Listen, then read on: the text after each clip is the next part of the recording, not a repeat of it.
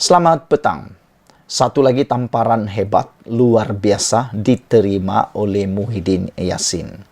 Ada orang kata dalam tweet terkini apabila tular berita ini, ada orang kata Muhyiddin Yassin terkena bala, terkena karma, dapat balasan yang setimpal. Ada orang kata, apa boleh buatlah, Muhyiddin Yassin sudah dapat balasannya sebelum pun balasan yang lebih besar harus diterima. Apabila aku selidik rupa-rupanya, inilah yang berlaku yang mungkin telah menggemparkan Parti Bersatu. Adakah dengan pengunduran diri naib presiden Bersatu ini keluar daripada parti ini akan menyebabkan Parti Bersatu akan bergolak lagi?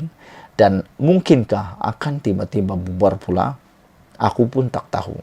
Hanya Tuhan yang tahu dan hanya PRU 15 yang akan menentukan.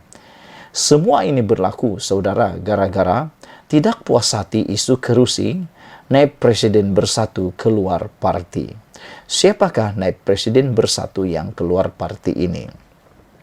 Saudara, oleh kerana tidak dinamakan sebagai calon dalam PRU 15, naib presiden Bersatu Muhammad Rafiq Naizamuddin memutuskan untuk keluar parti. Rafiq sebelum ini menyasarkan untuk bertanding di Parlimen Tanggabatu, namun ditawarkan kerusi lain yang kemudian ditolaknya. Rafiq berkata, pucuk pimpinan parti pada mulanya menjanjikan kerusi Tanggabatu kepadanya. Tetapi Presiden Bersatu Muhyiddin Yassin dan timbalannya Ahmad Faizal Azumu kemudian menawarkan untuk mencalonkannya di beberapa kerusi alternatif termasuk Bagan Datuk di Perak. Kenapa tak nak bertanding di Bagan Datuk pula? Adakah naib presiden Bersatu ini takut kalah bertanding di Bagan Datuk yang akan menentang Presiden Parti UMNO yaitu Zahid Hamidi? Bagan Datuk ialah kerusi Presiden UMNO yaitu Ahmad Zahid Hamidi.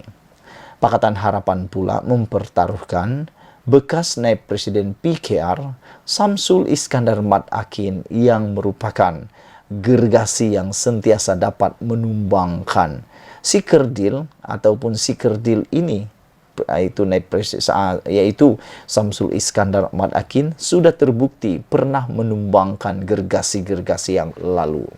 Adakah Samsul Iskandar Mat Akin akan berjaya menumbangkan lagi seorang gergasi di Bagan Datuk yaitu Zahid Hamidi? Kita tunggu nanti. Saya berasa sedih apabila segala usaha dan khidmat bakti saya di Tanggabatu selama 6 tahun tidak diberi pertimbangan yang adil dan sewajarnya, katanya lagi. Dia berkata ia bertentangan dengan kelaziman politik di mana pemimpin tertinggi akan dipilih untuk menjadi calon di kawasan yang dipimpin mereka. Rafiq berkata dia tidak akan bertanding pada PRU 15 sebagai calon bebas maupun untuk mana-mana parti. Sebaliknya, katanya, dia akan terus berkhidmat di Tanggabatu melalui NGO. Pada 2018, Rafiq menang kerusi Dun Paya Rumput di Melaka ketika Bersatu menjadi sebahagian daripada PH. Dalam PRN Melaka pada tahun lalu, dia bertanding di Teluk Mas tetapi tewas kepada Barisan Nasional.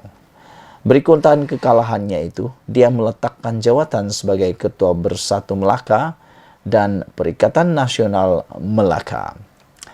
Sebelum kita berpisah, sila tinggalkan komen Anda tentang isu pada kali ini apabila naib presiden Bersatu ambil keputusan muktamad keluar parti meninggalkan Parti Bersatu kerana rasa tidak puas hati tentang isu kerusi apabila beliau dicalonkan di antaranya alternatif ditawarkan kepadanya yaitu Bagan Datuk.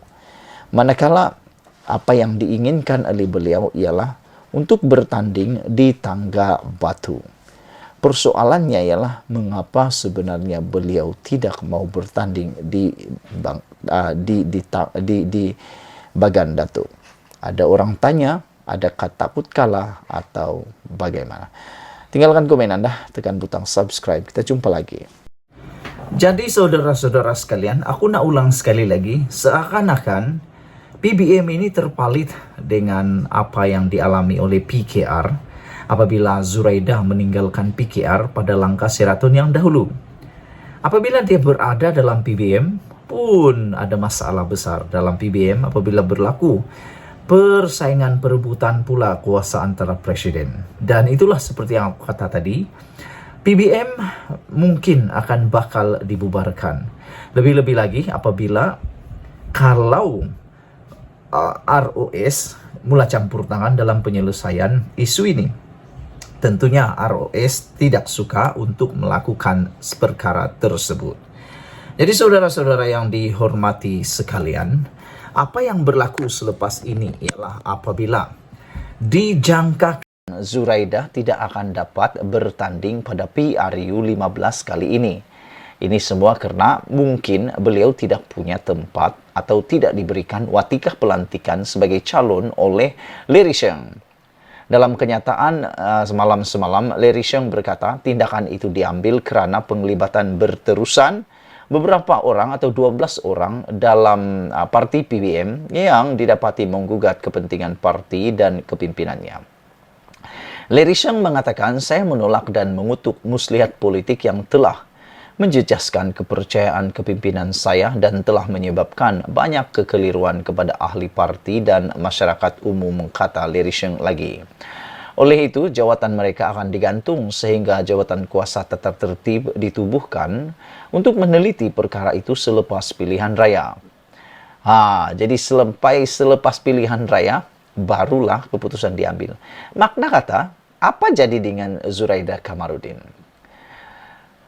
Sambil menambah, Leri Sheng juga mengatakan mesyuarat Majelis Tertinggi akan diadakan Ahad ini di Sarawak untuk membincang dan menyelesaikan isu itu dengan segera. Menurutnya lagi, individu yang digantung tugas itu telah dimaklumkan melalui surat dan mereka tidak akan dijemput untuk menghadiri mesyuarat itu. Zuraidah awal bulan ini secara rasmi dilantik sebagai Presiden PBM susulan mesyuarat Majelis Tertinggi parti itu awal minggu ini. Seng yang merupakan Presiden pengasas PBM menggantung Setiausaha Agung Parti Hizwan Ahmad dan Ketua Penerangan Zakaria Abdul Hamid, kedua-duanya adalah sekutu Zuraidah. Itu dia saudara-saudara sekalian, jangan lupa kamu tinggalkan komen Anda, adakah Zuraidah Kamarudin layak menjadi calon pada PRU 15 ini ataupun beliau sudah sah hilang kelayakan sebagai calon PRU karena tidak mendapat watika pelantikan, mungkin tidak akan mendapat watika pelantikan dengan penggantungan keahlian Leri Sheng ini. Kita jumpa lagi, tinggalkan komen kamu.